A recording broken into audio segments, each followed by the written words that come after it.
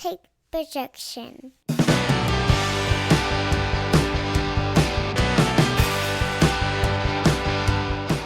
It's Friday morning, and you know what that means. It's time for another episode of the Alabama Slam podcast. I'm your host, Corey Hanna. What's going on, guys? It's Patrick Akers. And let's get into it this week. We'll save the housekeeping stuff for the end of the show this week. We had Elimination Chamber this week, as you know, building up a pretty big storyline, and it went about the way we thought it was going to go with Roman and Sami. But what I thought would be a fairly lackluster, the actual elimination matches themselves, I thought the women's Elimination Chamber was pretty awesome, and I ain't mad at the outcome either. I really like to see Asuka, and Bianca Belair. I think that'll be a good one for WrestleMania. Yeah, the only thing that was kind of a letdown was the Brock and Bobby stuff, right? It's kind of just whatever. Yeah, I mean, I went into it like, oh, well, this is whatever for me. Like, I think I got up and like went to the bathroom or something. Maybe like I had zero interest in that part of the show. Yeah, and then it ends with a nut shot. So, Yeah. I mean, I guess it's fine. So it looks like now they're going to do Bobby Lashley and Bray Wyatt, I guess, at WrestleMania, and then Brock Lesnar and Omos at WrestleMania, which, I mean, those will kind of be bathroom breaks for me. I'm not really interested in either one of those things. Although one of the podcasts I was listening to this week, Masked Man Show, Kaz, who used to be one of the hosts of Masked Man Show, who used to be a WWE writer, pitched an idea that I thought was kind of cool, where he was like, what if Brock and Bobby team up to take on Bray Wyatt and Uncle Howdy? I was like, that would be way more interesting, that story, if Bobby Lashley and Brock Lesnar teamed up to take on those two guys. Yeah, for sure. I don't know. Maybe plans change, but that was the only thing I thought from Elimination Chamber that really didn't do it for me. Other than that, the crowd was absolutely electric. Yeah. Both of the chamber matches were great. And then, of course, it all culminated with the main event, right, with Roman Reigns versus Sami Zayn. What did you think of that match? It wasn't the outcome that, you know, I guess the big hardcore fan inside of us would have wanted, but yeah, I mean, you know, it's kind of what we talked about it for basically the past 6 weeks leading up to this. Like, don't fuck this up, Hunter. And I get it. Like, I didn't expect Sami to win the other night.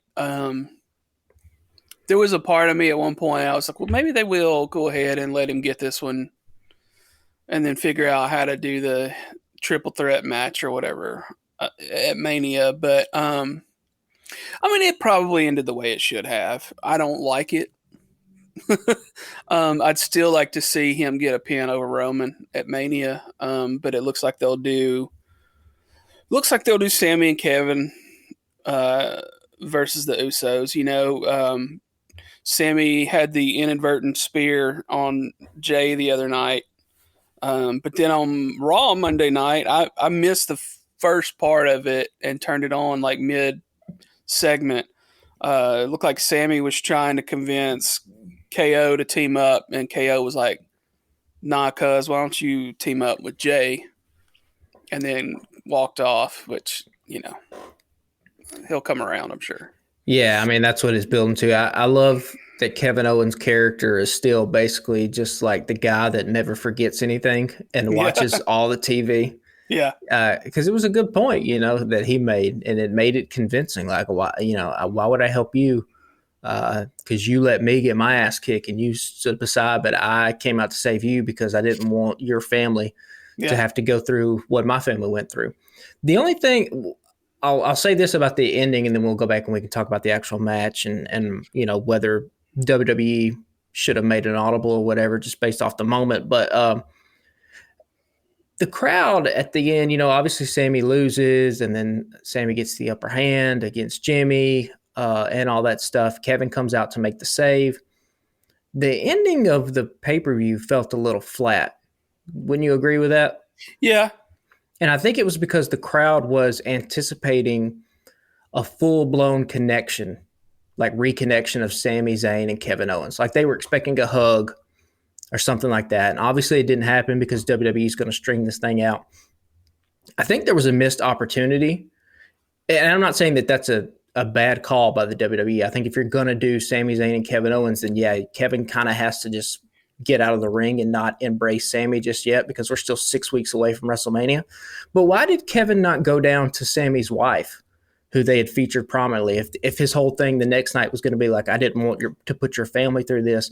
I think seeing Kevin Owens walk up to Sami Zayn's wife in the front row and like give her a big hug and like embrace her would have been kind of a cool little moment, a cool little storytelling thing. Because obviously, Kevin, both in kayfabe and in real life, cares deeply for Sami's family. And it's probably one of those things where even in the kayfabe of it all, the family gets tied up and catches the crossfire between these two guys. Sort of tumultuous relationship that they've had in WWE. So I thought if he would have rolled out of the ring and kind of given her a hug and given Sami's kids a kiss on the head, that would have been a cool little moment. And then he can kind of walk up the ramp, and then you can spin it off on Monday Night Raw and do that. But the crowd was clearly waiting for some kind of embrace after, Sami was defeated, and they kind of didn't get that. And it left the end of the pay-per-view feeling, like I said, just a little bit flat. Yeah. Yeah, I mean, I didn't really think about it, but I'm, looking back on it now, I see your point. I did read that, like, after it went off the air, that Sami stayed in the ring for a few minutes and kind of soaked it all in, and got a victory lap or whatever, which was good. Because they were Friday and Saturday night, they were just eating it up. And listen, I know that Roman Reigns has had this historic reign, no pun intended, as the undisputed Universal Champion. He is the most dominant WWE champion, really, of the modern era. We are 6 weeks away from the biggest show that they put on every single year. And I can understand the idea that you have bigger plans in place, right? That you don't want to just chase moments from a storytelling perspective. But that was one hell of a moment in Montreal that they missed and didn't pull the trigger on.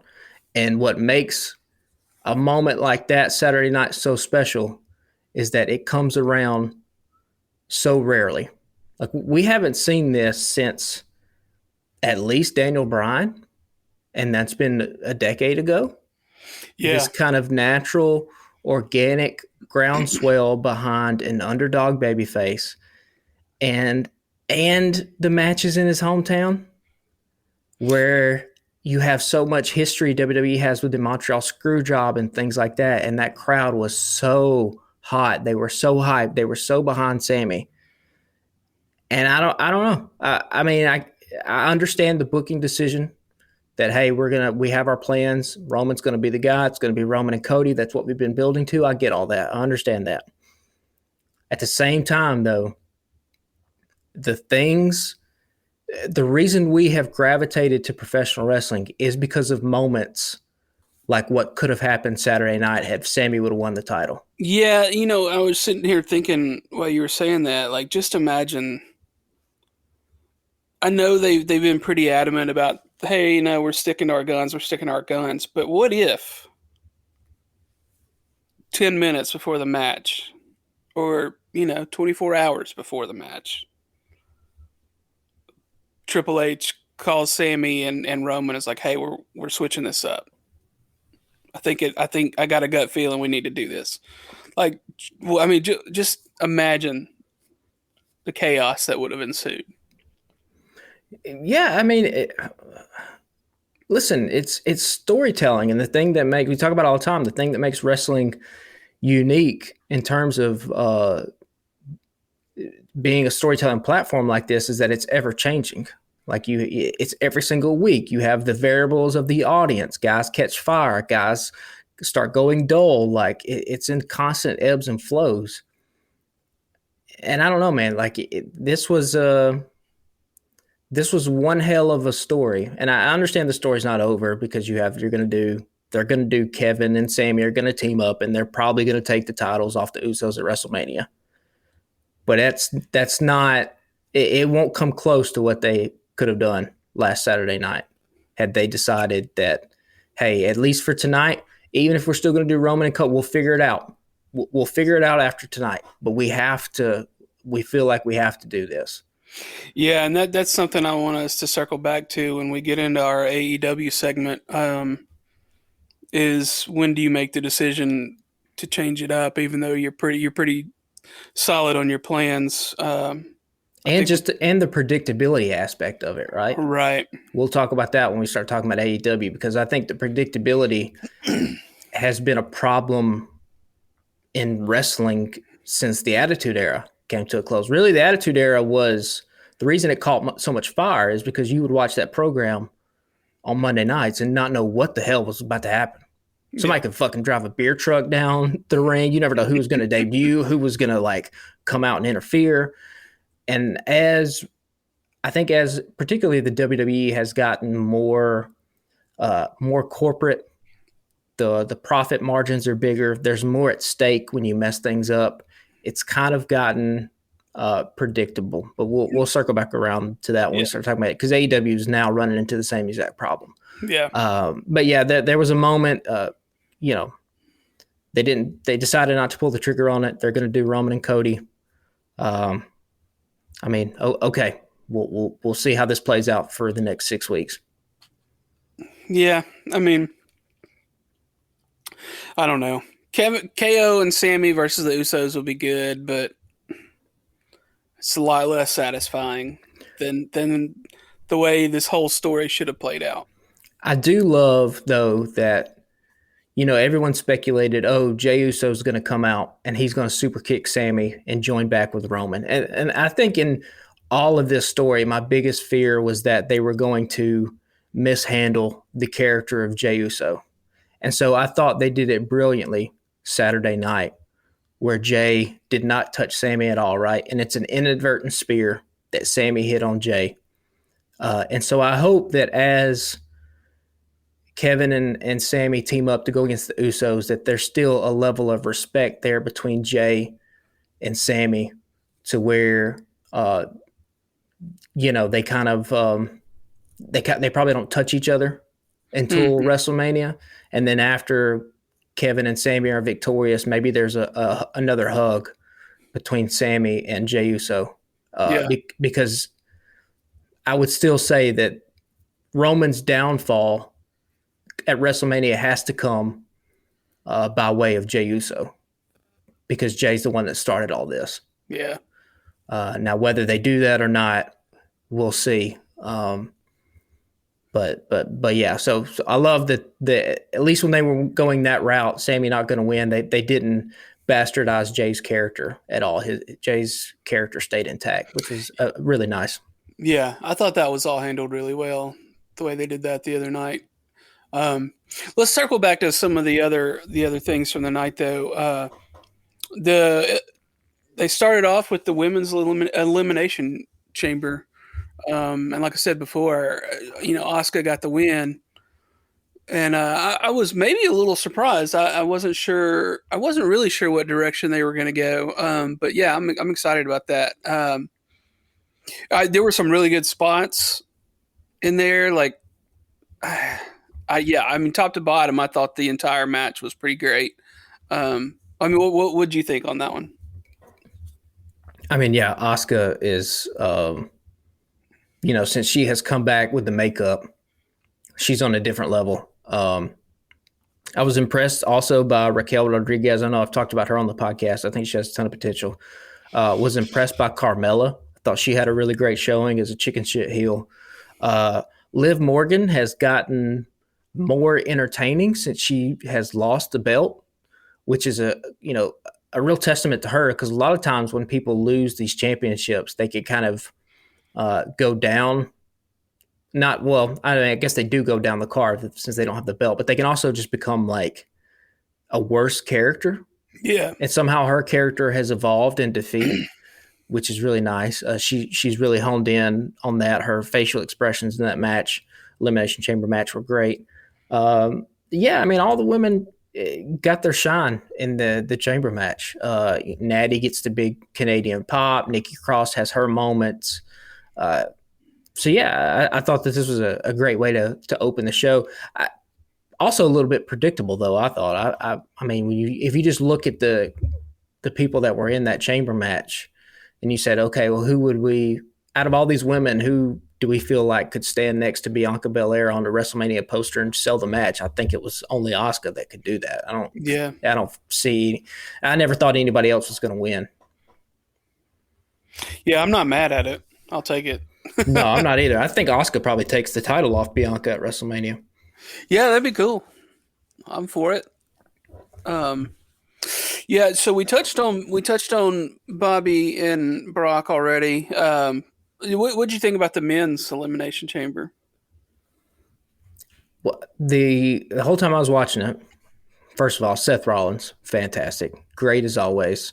Austin Theory is a stud, but the whole time I was watching it, I was just like, why is this company waiting on Montez Ford? Like, this dude has literally everything. Yeah, that spot he did where he crawled up and hung from the top of the chamber Yeah. and then splashed down on everybody was fucking incredible. Well, yeah. I mean, it's his athleticism, but dude, it's when he just pops up on screen the first time, you immediately are drawn to him. Yeah, He's huge star making quality. I do not know what the hesitation is. I don't remember if I texted you or not, but I absolutely love the reigning solo cups. Oh, it's great. It's great. He's got it. He has it down pat. And this is not the first time we've said this. And like, this dude is still stuck in a tag team. They're not even anywhere close to the tag team title picture. He is not in any sort of single star whatsoever, like competing for, I mean, he was in the U.S. title match, and I think a lot of people hoped maybe he would win. I didn't think he was going to win either. I thought Theory would retain because from all the rumors, it was going to be Austin Theory and John Cena at WrestleMania. I don't know what Triple H and the people in charge are waiting on with Montez Ford. What is the hesitation? Yeah, I don't know. I mean, the more and more I see of him, the more and more I agree with you. I mean, you can give him a push and not put a belt on him as a singles competitor, like if they break up the tag team or whatever. But I mean, like, the tag team is Angelo Dawkins is fine. He's improved quite a bit. The street profits are over with the crowd. They got the solo cup thing. But man, Montez Ford is a fucking like a damn meteor of just charisma. Like sometimes shit just happens like that, right? Guys are just you line Angelo Dawkins and Montez Ford up beside each other, your eyes immediately go to Montez, right? I mean, Angelo has been compared to Marty Jannetty. Hey man, it goes like that sometimes. Doesn't mean Angelo can't have a great career, but I think the WrestleMania match, if I'm booking, it would be Montez versus Angelo Dawkins. I would have Angelo here in the next couple of weeks turn on Montez Ford out of pure jealousy. And so you split that tag team up so that Montez can get a big win on a big stage at WrestleMania, and you can use the rest of 2023 to try to build Montez up to something. And you don't even actually have to do that much building because he's damn near there. Yeah, for sure. I mean, he's got the athleticism, he's got the performance, he's got the presentation. I mean, it's great on the microphone. Great on the microphone. Yeah, is funny. Can do comedy. That helps. That little like shit he did a couple weeks ago where he just snuck up behind that guy that we talked about on the podcast with doing the thing. Like, it's fantastic stuff. I saw that on TikTok today. It was fucking amazing. Yeah, it's great. So yeah, his spots. He was the shining star, and then we get the creative way that they brought Logan Paul into the match, because I legitimately thought, oh shit, Montez might be a freak accident. He might be hurt. I did too for a hot second, and then Jamie was like, "Is he hurt? Is he hurt?" And then Logan Paul came in, and I was like, "No." I was like, they needed a reason to get that gate open so Logan could come in and wreck shit for a minute. We're gonna do Logan versus Seth at WrestleMania. Not a bad spot for Seth Rollins. It's a pretty good spot because he's going to do a lot of Logan as a mainstream star. So Seth is going to get a lot of opportunities, podcasts, interviews, viral clips, things like that to kind of be an ambassador for the WWE. Seth Rollins has to win at WrestleMania, though, right? Yeah. I mean, we cannot let Seth get beat by Logan Paul. No. I mean, and if it kind of goes back to what we talked about last week, if you put Logan Paul over, what are you saying to Seth Rollins Exactly. Yeah. on the biggest stage of the year? And Seth and Logan probably have a lot of motivation to try to go out and steal the show. Seth Rollins might be the first guy to ever do a 5-star celebrity match. I mean, yeah. I mean, at the same time, like, what if Seth agrees and it's like, yeah, I think we should put it up, but what's the point of putting him over? Yeah, because there's nothing Logan Paul. I don't like the idea of. I've never liked the idea of having part-time people go over on full-time people. It's just I don't think Yeah, it's a good look. Logan doesn't need it. He can come in and lose, and he's going to look great. I'm glad that he's rolling with being the bad guy and embracing the heel role Logan Paul is, because yeah, we had heard reports like, oh, he wants to be a good guy. And it's like, well, brother, that ain't how wrestling works. Like these people ain't going to cheer you. no, So like the way to get cheered by wrestling audiences is to be a bad guy and get booed first, and then be so good at getting booed and being a professional wrestler that you then in turn become a babyface and get cheered. yeah. Learn But from the Miz. yeah, you got to do it that way. So, but yeah, and then Austin Theory, John Cena's coming back to Monday Night Raw here in a couple of weeks, and you have to think that that's how they're going to get into Theory and Cena. Austin Theory, for all the potential he just has the worst fucking finishing move. They should, I don't like, change it. It's dumb. It's a stupid looking move. It's an F5 onto a knee. It doesn't look convincing. It doesn't have a cool setup. There's no way to like get into it or something. I don't know what you give him, but like not that. Yeah. Do you have any thoughts on the Judgment Day match? I was surprised that they put Edge and Beth Phoenix over just because they're trying to position Rhea Ripley to like challenge Charlotte Flair. Yeah, So that was a little bit surprising. Love that Edge and Beth used the Big FTR, the FTR move. Yeah. Well, they didn't call it the Big Rig. That was the thing. They right. called it the Shatter Machine, which is the FTR, Yeah. what they called it. So a little enticing there to maybe try to get old Cash and Dax back over to WWE. Yeah, Dax tweeted about it. Did you see that the other night? I did see it. Yeah. Yeah, it was fine. It was a good match. Nothing super memorable. I did like that move, the finisher. And I mean, Edge still looks good in the ring, but you could tell from the press conference that he was like, he's thinking about it's time to hang it up and maybe get into more of a backstage role.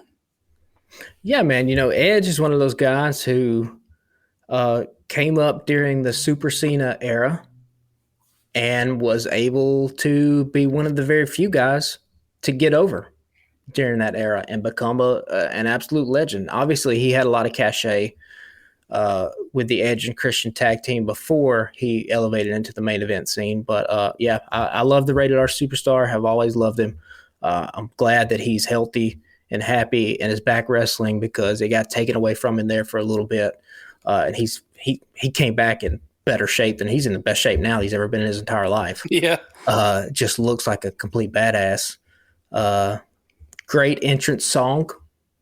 We talked about entrance songs on here. I think this was actually one of our listeners actually said Edge's song was their favorite, which, not going to get a lot of argument there from me. I almost tweeted out the prompt of the week last night was, if you had a walk-up song, what would it be? Did we ever do that one in the past? Oh, I don't know. Because that was the only reason I didn't post it last night, because I was like, I feel like we might have done this one before, but What would yours be? I don't know. I hadn't put any thought into it since I wrote it off, but maybe we'll circle back to that and come back to that for next week. Yeah, Mr. Blue Sky by Yellow. That would be mine. I love that song. I think that's a underrated. So there's somebody out there has to do that at an indie show just because of the piano part and the claps. There's potential there. So if you're a wrestler out there listening to that, that's a freebie, So, Mr. Blue Sky. as a bit of a segue into our AEW segment, I've wondered about Cassidy using Jane. I was like, why is he using that song? And they're like, yeah, he used it on the Indies, blah blah blah. They paid a lot of money for him to be able to use it on AEW. And then it came out last week that like Paul Rudd's character in Wet Hot American Summer was an inspiration for Orange Cassidy for the character. Okay. I was like, okay, well that makes total sense Yeah. because that song was, if I remember correctly, was pretty heavily featured in Wet Hot American Summer. Yeah, it was. Yeah. So that would make sense why he uses that as his theme song. Well, there you go. The more you know. Yeah, that's a thing I learned on TikTok. So yeah, let's transition to AEW for the week, and let's do a quick hitter on a couple of the things from last night. Cassidy versus Yuta was fucking awesome. Great Cassidy match. tried to get a hug at the end. Yuta wouldn't do it. Got called off by Claudio. Fucking great match. Those guys just went after it. The MJF promo was good. I had sent you a TikTok yesterday of a guy talking about how like they need to move off of MJF as the fucking champ. Like ratings are going down. It was things you and I were talking about discussing on the show tonight. Ratings are going down. How do we fix this? Like MJF is, it's nice to have it on him for a little bit to give him some respect, but at the same time, do you really want this guy trying to carry your company for the year? And like, well, this will be a thing we'll touch on in a minute. Like, the plan I thought for the year had been keep it on him, but at what point do you decide to take it off and put it on somebody different? But yeah, I mean, his promo last night was really good. It wasn't the same come out, make fun of the crowd, make fun of somebody's mom or whatever, that kind of like lowbrow stuff that he's been doing lately, which he used to not do all that much, but it's same old heel stuff. But good promo last night. We were talking before we started recording that some of it's based in reality, and that the part about the fiance and the proposal and all that. But what I read today was that he was the one that broke off the engagement, not her. So some part of that story was true, not all of it. Or it's all a work. Yeah, that could be the case as well. But yeah, the matches last night, besides the Orange Cassidy and Yuta match, they were fine. But nothing really moving any stories along, unless I just completely forgot something. The Moxley match was good. Evil Uno was legit gushing blood out of his fucking face mask at one point near the end. That was a little disgusting. Yeah, I mean, it was fine. Not a great show, nothing to write home about, but it actually works out because you wanted to spend a good time talking about things that could be done to fix AEW. So I'm going to just turn it over to you. I may interject a little bit, but I'm going to let you get after it for a minute. Yeah, feel free. So this is something we've been kind of talking about doing for a couple of weeks now. And it's not that we think AEW is bad. No, the wrestling is still top notch. The rest, listen, and look, none of the complaints I'm going to have tonight are anything about the in-ring action. When it comes to the bell-to-bell action between the ropes, AEW is unparalleled in North America. And we've talked about for all the reasons why. It's not necessarily that the wrestlers are more talented. It's that the schedule of them working one day a week allows them to have a more high-impact style. If people tried to do that in WWE, they'd wind up with fucking broken backs and broken necks because you can't do that 5 nights a week wrestling the way that Darby Allin wrestles, for example. So, Right. AEW should lean into that more by saying, hey, this is something the other competition cannot do. So this is going to be our calling card. But the wrestling can't be the only thing, right? It can't. the wrestling matches will only take you so far. And it seems like they have tapped out in terms of the audience potential that they can get by doing the same old that they've been doing now for 3 years. And I think if you were to look at this objectively and you were to say, is AEW right now, the current product, better than it was a year and a half, 2 years ago? Again, if you're thinking objectively, I think that answer has to be no. Would you agree with that? Yeah, for sure.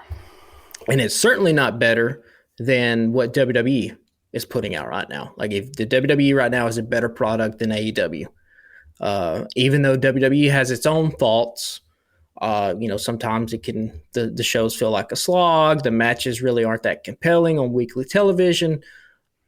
They still have just put on 9 months of what might be one of the greatest stories that professional wrestling has ever seen, with Sami Zayn in the Bloodline, and Roman Reigns continues to be one of the most interesting characters of his generation. So that's happening on that program. So it got me thinking, like, okay, we both love AEW a lot. I would say we're bigger AEW fans than we are WWE fans, but we just want to see good professional wrestling.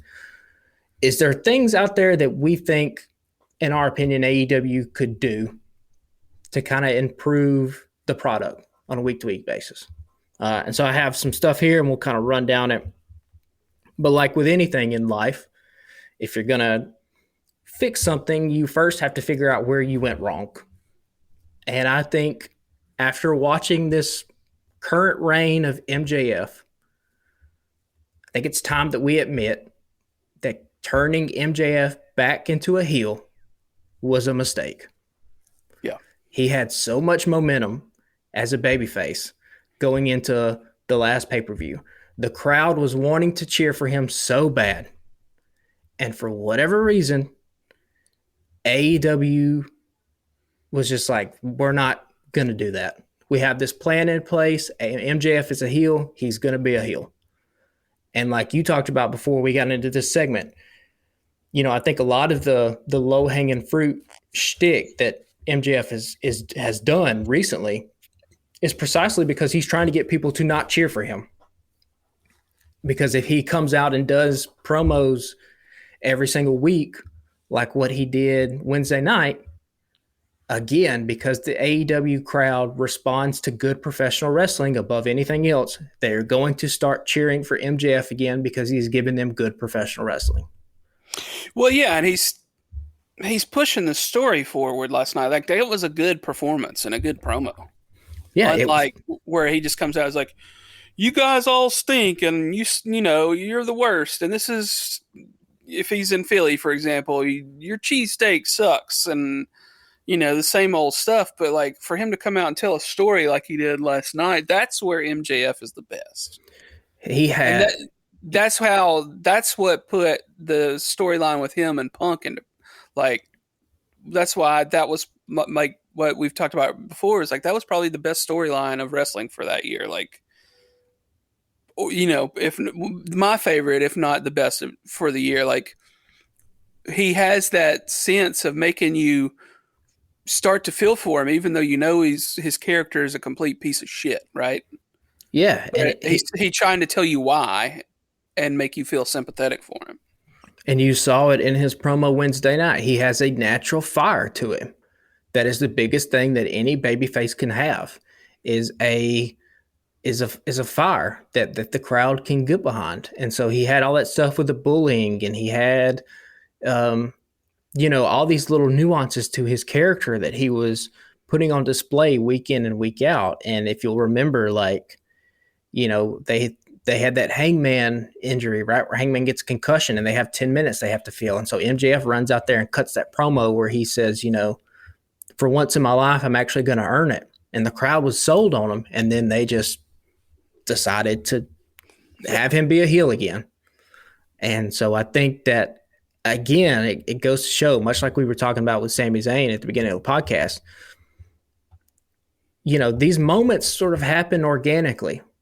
And I think in terms of pro wrestling storytelling and where the true creativity of this art form comes in, is your ability to kind of go with the flow and say, oh, okay, I know we had this plan in place, but the audience is doing something else and they're responding to this in this type of way. So maybe it's time for us to go in this direction, particularly with a company like AEW that is still in its infancy and doesn't have a 50-year head start the way the WWE has. We are in the audience gathering phase in AEW. We are trying to pull as many people into this tent as we possibly can.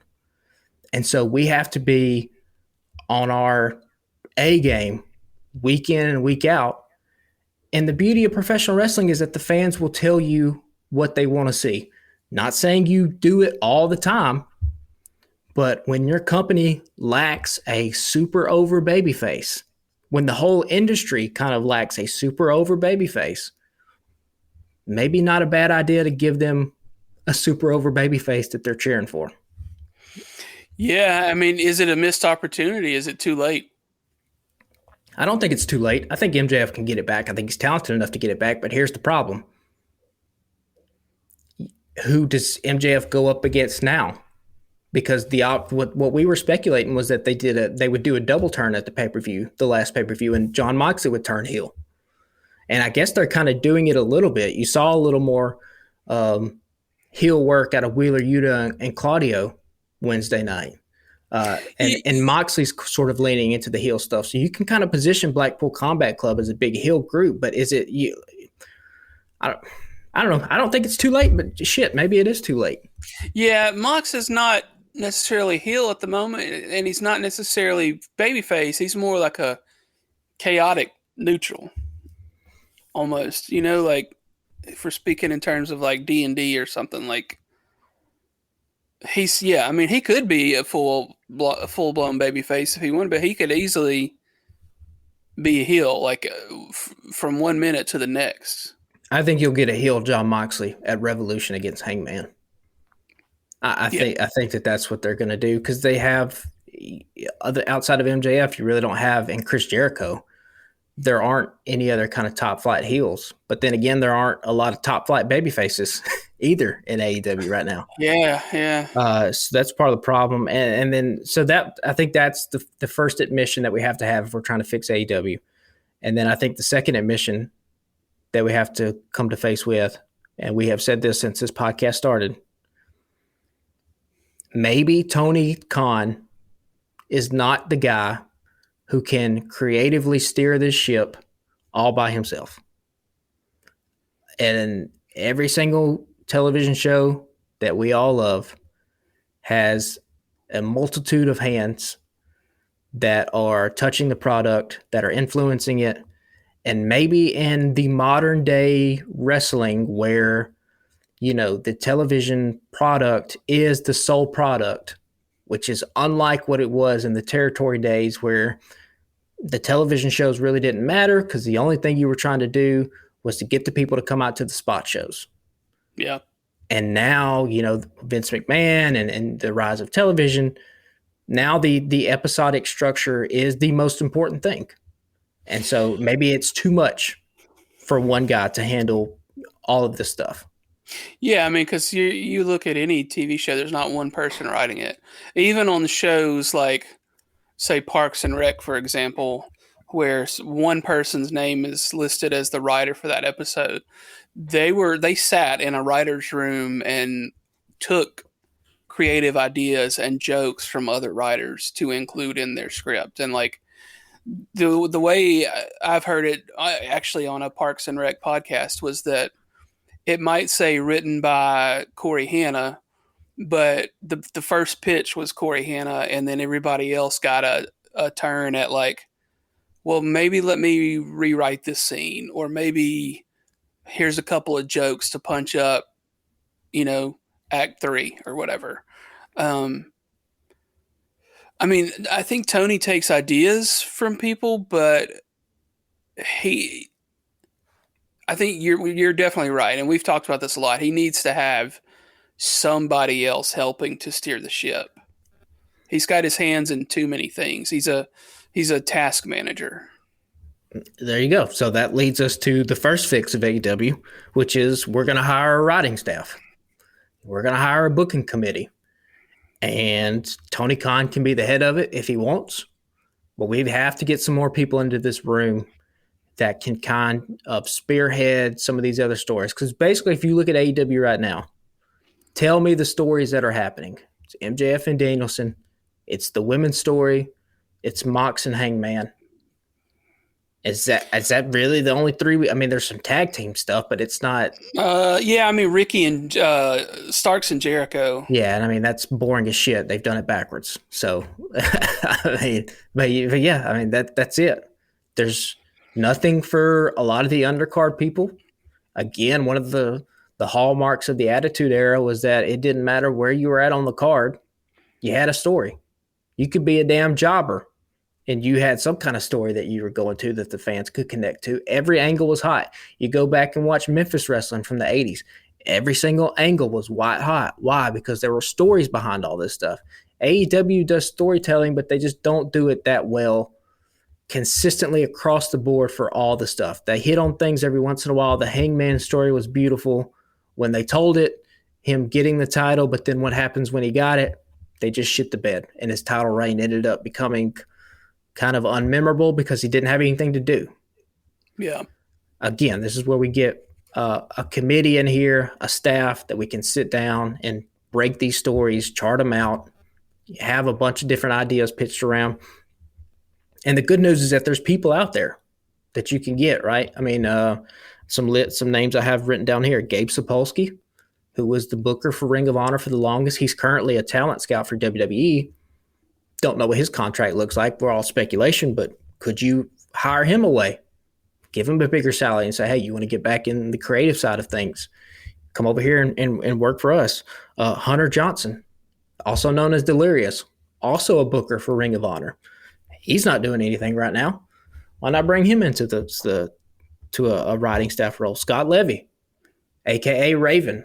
Raven was one of the most iconic wrestlers, 90s wrestlers in WCW. Had a great psychology. If you go back and watch his feud with CM Punk in early Ring of Honor, it was a legendary feud that really put Punk on the map. And Punk has talked very highly of Raven. He learned a lot from him. Bringing a mind like that in, I don't think he's ever booked anything before, but bringing him in to see if he has any fresh new ideas that you can do. And there are other guys. Dutch Mantell, legendary wrestler, booked for Impact for the longest. Andrew Goldstein, is a guy that's out there on Twitter that was a former WWE writer. Yeah, bring him in. Fucking Jim Cornette. Now, there might be some heat if you bring Cornette in. Yeah. But, could it be worth it? There are people out there that you could bring in. Yeah. And it doesn't have to be a bunch of people. And I'm not saying you have to go the WWE route where you script out promos and make these guys and girls memorize this shit line for line. You can let the wrestlers have a little bit of agency over their character. But we got to get some stories that track over a long period of time that have twists and turns. That's what this program's missing more than anything.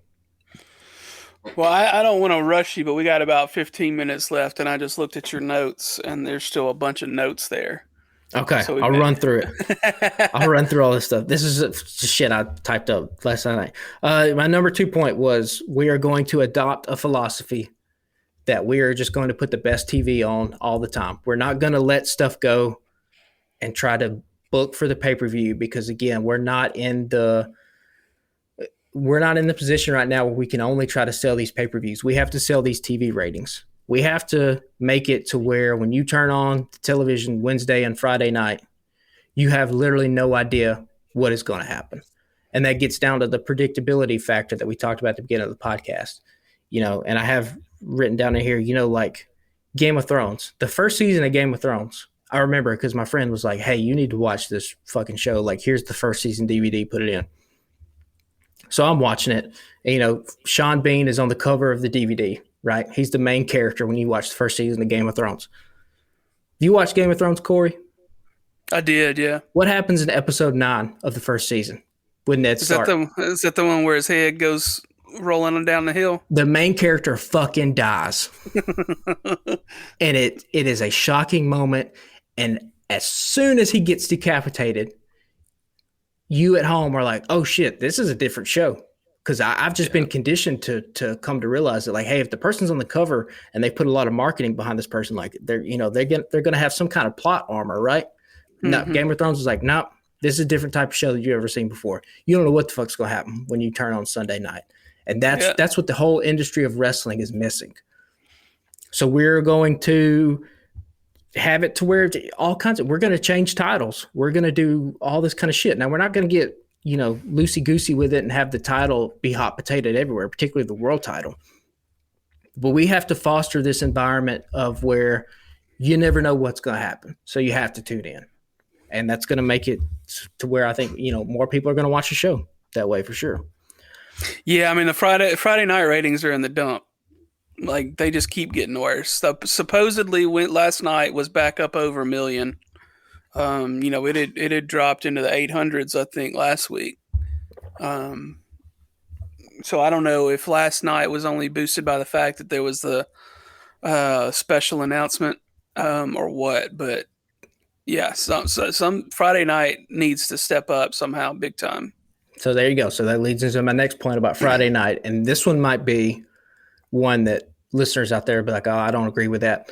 We're going to try to talk to TNT, and we're going to try to add an hour to Rampage and make Rampage a 2-hour show, because we are going to split the roster between Dynamite and Rampage. The only people who are going to cross over between Dynamite and Rampage on both shows will be the AEW Men's World Champion, the AEW Women's World Champion, and the Tag Team Champions. Those will be the only people who can cross over on shows. The rest of it, we are going to split the roster. We are going to have a draft. We are going to implement authority figures who are over Dynamite and Rampage. There are a ton of people you could put in those positions. People like Tony Schiavone, people like Mark Henry, people like Paul White, Dustin Rhodes. There's a ton of guys, JR. There's a ton of authority figures you could have. We're going to have... Yeah, real quick. I'm not trying to interrupt your flow there. Shout out Dustin Rhodes. Put on a fucking incredible match versus Swerve last week. It was incredible. Absolutely incredible. And I needed to stop and acknowledge that, because that was the best Friday night match I've seen in a hot minute. And there are a lot of guys like Dustin Rhodes who get just left by the wayside because there's no spots for him to work in. The roster's top heavy. A guy, one of our favorites, Eddie Kingston, just been off television for now, I don't even know, a month? Yeah, I mean, he was on Friday a couple weeks ago, but it wasn't much happening there. Yeah, so I think a lot of these ideas that I've kind of thought about and are kind of like spitballing here is to kind of just, we need to put some guardrails on the things that we can do, because when you can just do anything, you get sort of paralyzed by it. But if you say, okay, we're going to split the roster, here's the only people who can cross over. Now we have to create a 2-hour show out of Rampage, and we only have these people to work with. Now where are the stories that we can find? Same with Dynamite. This is the roster. Nobody else is coming in. Now here's the stories that we can kind of fill in with this, and you can fill it out from the lower card all the way up to the main event scene. And you can even, split the titles. Obviously the TBS title, since it's a Dynamite's on TBS, the TBS title will go to Dynamite. And I think I wrote in here, like, the All Atlantic title will also go to Dynamite. And then on Rampage, on TNT, the TNT champion goes over there. And then one of the things that I had is, like, for as much as we loved the best of 7 trios between Death Triangle and the Elite, we have no place for the trios title. Yeah. There's really, besides the House of Black, there's not a lot of like legit trios teams out there, right? No, there's not at all. So let's do away with the trios title. We can revisit it at some point down the line when we, maybe get more people or have whatever, or, maybe we decide to just not do it because it's not good storytelling. Why not have, since we're trying to push this idea that, like, when you watch AEW programming, you never know what the fuck is going to happen. let's have some kind of like hardcore slash X division slash like no limits championship where there's no rope breaks, there's no DQs, there's no countouts. Anybody can wrestle, so it's intergender. Men can wrestle women. Whoever, like, this is a whatever the fuck goes kind of title. Now, I'm not saying you just book it to where it's just exactly like the hardcore title from Attitude Era, where it's all steel chairs and going through tables and ladders and kind of all that kind of stuff. You can book it to where a guy like Bryan Danielson wins the title. And because there's no rope breaks, he just gets people in submissions and they can't fucking get out of them. And he just chokes them unconscious. Like you can book it in different kind of ways. You could have a woman rise up through the ranks and beat a dude that way. Like it involves it adds an element of surprise. And I would even have it to where, since it's on fucking Friday nights or whatever, like you could have it to where the broadcast is like running out, right? And the match is still going. And you got Excalibur like, oh my God, like we got to go, but the match is still going on. Like watch us on Twitter to see the end. And then you kick people over to the Twitter and you go live on Twitter and it's still going on. Like it's shit like that, to where like it's just unpredictable. When you come in here, you don't know what's going to happen. That's the biggest thing that AEW is, outside from the storytelling, the predictability factor is what's hindering the product right now. Yeah, for sure. But yeah, those are some of and I would take Tony Khan's Twitter account away from him. You can't. The shit with Ariel Helwani, I'm sure you read and saw that shit this past week. Dog, you just can't do that, because people already think of you as a lesser product and as like the minor leagues.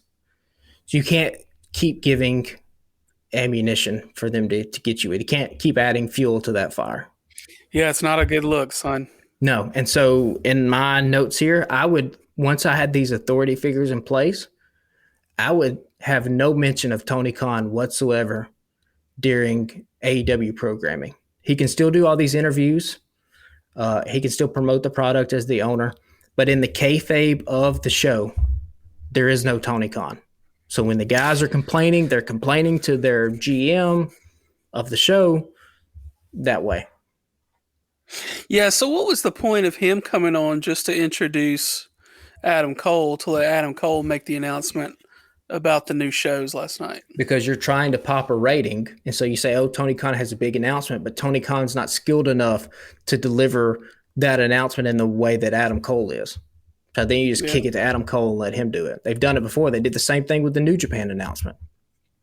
Yeah, that's true. Forbidden Door, I'm pretty sure like they announced it was Forbidden Door, and then Jay White walked out, Adam Cole walked out, and all that stuff. So who does Adam Cole face Wednesday? They didn't announce that. They just said he'll be in the ring. Oh, is it this Wednesday? Yeah. Oh, I don't know. I didn't catch it. It was this Wednesday, or this coming Wednesday. I thought he just said in March. When does this? It was the night the show kicks off. When does the show kick off? I think next Wednesday, I believe, is March 1st. Oh, okay. Well, then there you go. I don't know. I believe so. Yeah, next Wednesday is the 1st. Is that when the AEW All Access debuts? I believe so, yeah. Okay. That'll be fun. I mean, I'll watch it. I ain't mad at it. What else am I going to do on Wednesday night now that MTV The Challenge is over for now?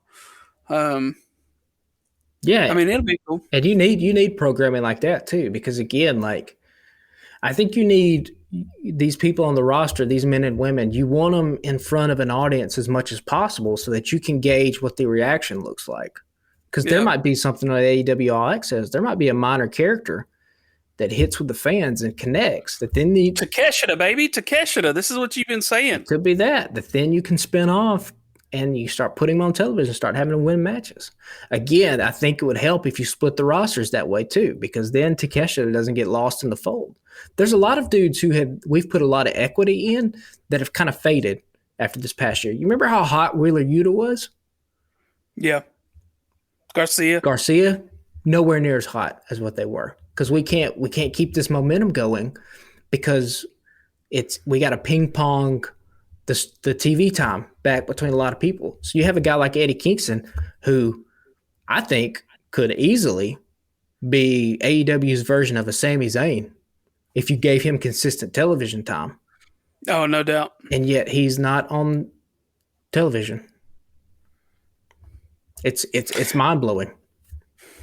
Yeah, I mean, there's some you bring up some good points. The Friday night thing from 9 to 11 is tricky because that's late as hell. But what else is the wrestling demographic? The wrestling demographic is what, 25 to 50-year-old dudes? Right. What else are they doing on a Friday night? And again, like, we don't have a bet. There's not a better spot to put it. You don't want to put it on Saturday morning. You don't want to go Tuesday, Wednesday. You don't want to go Wednesday, Thursday. And again, like, you know, Rampage is taped anyway. And I think that's the hesitation that Tony has for not putting a lot of stuff on Rampage that are meaningful because he's afraid of spoilers. But like when Paul Heyman was booking SmackDown back in the mid-aughts, and he had the SmackDown 6, and SmackDown was beating Raw in the ratings, SmackDown was taped. This wasn't live. So you could find spoilers on the internet if you wanted to, but it didn't stop people from tuning in. Yeah. And it would even be a more, I think it would even help Rampage more if you put more stock into it, because the people that were live in the audience on Wednesday to watch Dynamite, who are then going to see, you know, Rampage get taped after Dynamite goes over there, can tweet out and put on social media like, holy shit, this fucking match. It's because you got to make sure you tune in Friday night. So I don't follow a lot of wrestling stuff on my personal Twitter, but, you know, we follow a good bit on the Twitter account for the podcast. And I don't know if it's just respect from people or what, but I never see any spoilers unless I see something that's like, hey, click this link for Rampage spoilers. Well, what are you going to spoil? Nothing happens.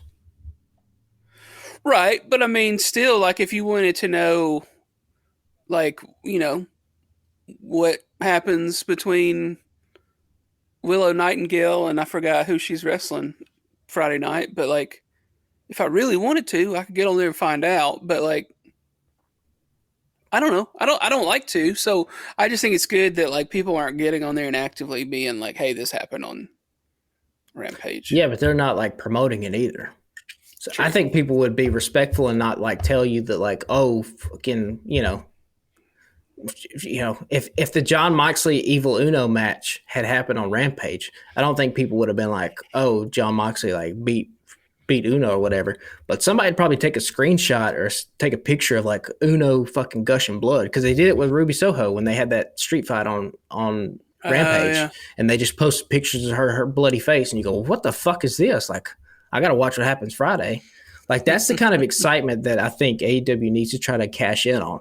Like, they need to make it to where, like, when this shit's on, you have to be watching, because you don't know what's going to happen. People are going to fucking tweet about it and all kinds of stuff like that.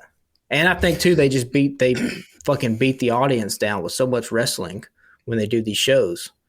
So, like, obviously, if you were going to add an hour to Rampage, you couldn't have Dark be an hour, you know, do that, tape that before Dynamite, because you have people sitting there for 5 hours. Yeah, that's a long. But I think you can just shoot Dark the way they do it now, like once a month at Universal Studios in Orlando, and you just tape a month's worth of stuff, and you make Dark be kind of like you have a couple of matches between some indie guys that you're kind of scouting, and you use it sort of as a minor league, and then you just fill the hour on YouTube with recaps. I saw, speaking of Dark, I saw the for Tuesday night, it looked like Billy Starks was on there again. Yeah, she's getting a lot of run and on AEW. Tony Dark. Deppen had a match the other night too. Yeah. And that's a good way to use that show, is to bring in some indie people that WWE hasn't snatched up yet. Put them on YouTube and tell them, like, when you're actually shooting the show, be like, hey, you got 15 minutes. Like, go out and try to make a name for yourself. So it looks like Jay White ends up in WWE, right? Yeah, and I think that's the best spot for him. What is he going to do in AEW? Yeah. Can we talk about the other free agent, though, that WWE said they might, or the rumor was that they're looking at? What's that? Well, you know, when the Jay White to WWE rumor was going around this past week, there was another report, I think it was from Fightful, that was like WWE, they would be interested in signing Jay White, but they have their name on a bigger free agent, and people are trying to speculate, who the fuck is who's the other guy that's available? And rumor has it, that maybe Kenny Omega's contract is about to come up. Oh, I think we talked about this last week, or made mention of it, because I saw another thing that said that Kenny was fixing to sign a long term extension with AEW, but I also saw several places that said that they would be interested in talking to Kenny. So yeah, I don't know what happens there. That's interesting. Here's the thing: AEW can't afford to lose Kenny Omega at all. I think everybody can agree with that. I will say, just personally, I really kind of hope that if this is what he wants to do, obviously, Kenny Omega has to make himself happy, and whatever he wants to do, he should do. Selfishly, I hope he does go to WWE for this reason. He is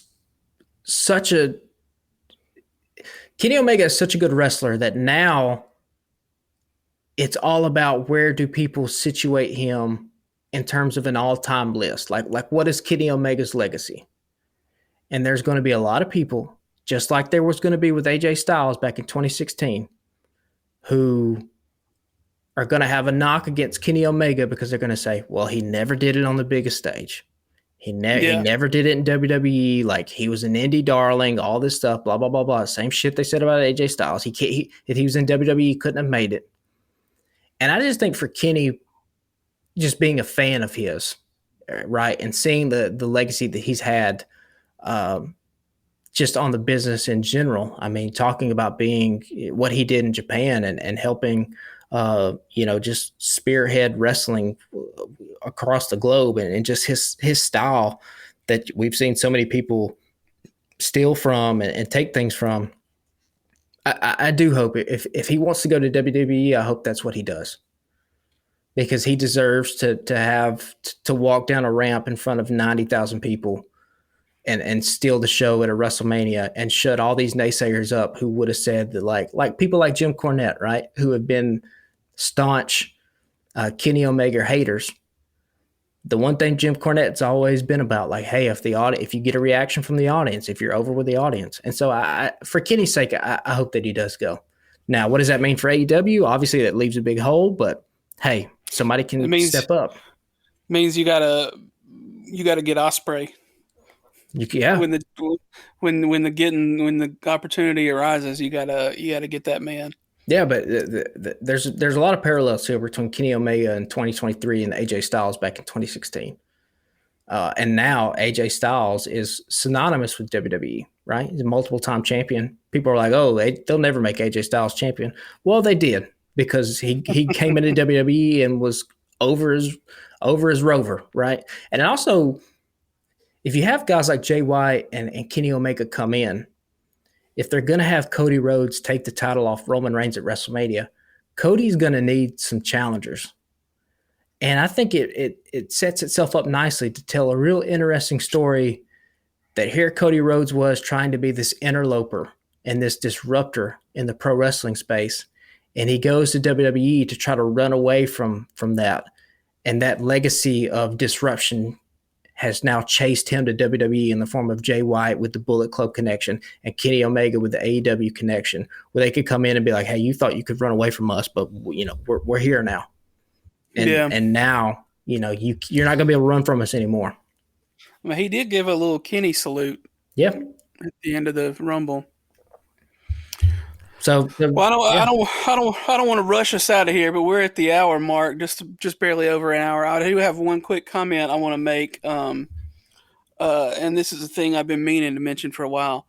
I say that we've got to put a moratorium on the motion where the throat slit. It's where everybody's like, oh, look, I'm going to motion and do the throat slit like it's over. Everybody does it now, and it's fucking annoying. And let's just stop. Fucking Orange Cassidy, who y'all know I love Orange, but Orange fucking Cassidy did it last night. Brian Cage does it every goddamn match. I feel like Jungle Boy did it recently. I've seen too many people doing it, and let's just stop. It's no fun anymore. It's no fun if everybody does it, right? Yeah, it's not unique. It's only cool if Brian Cage is the only dude out there doing it. But when everybody's fucking doing it, It's fucking stupid. So let's stop that. But I think that's all. And we'll do a little housekeeping unless you got notes on anything else for the week. No, I think that's it. That's all I got. I'm sure I'll think of something, but we can talk about it next week. Yeah, well, y'all make sure, if you don't already, follow us on Twitter and Instagram at Alabama Slam Pod. We have a Facebook page, the Alabama Slam Podcast. Our logo should pop up, pretty recognizable on all of those. Be sure to suggest us to a friend if you haven't already. If you've got somebody you think that would enjoy the podcast, share it with them. That we'd really appreciate that. If you want a t-shirt, you can search Alabama Slam on tpublic.com. And if you don't already, be sure to follow the Alabama Take on Facebook and Instagram and Twitter. It's a network of folks, writers and podcasters. Shout out to everybody involved with that. We got about 5 or 6 different podcasts going right now with some friends, and yeah, it'd mean a lot to us. And I haven't mentioned this in a while, I don't think, but I shared it on the accounts today. It'd be cool if you could give us a review on Apple Podcasts as well. I think those help boost the ratings and the visibility to other users who might find an interest in wrestling and wrestling podcasts. So, looking forward to the coming week and seeing what happens. I don't remember who's announced for Friday night Rampage, but we'll see what happens. As we say usually on a regular basis, something big will probably pop a few hours after this episode releases tomorrow, and then we won't get to talk about it until a week from now. So hopefully it won't be anything fucking major. It'll be fucking Jay White. It's going to debut on SmackDown Friday night. It'll be some shit like that. Yeah. Oh, well, if it does, we'll talk about it next Friday, and y'all can listen to us then. So until then, we appreciate y'all listening, and we'll see y'all next week. Later, guys.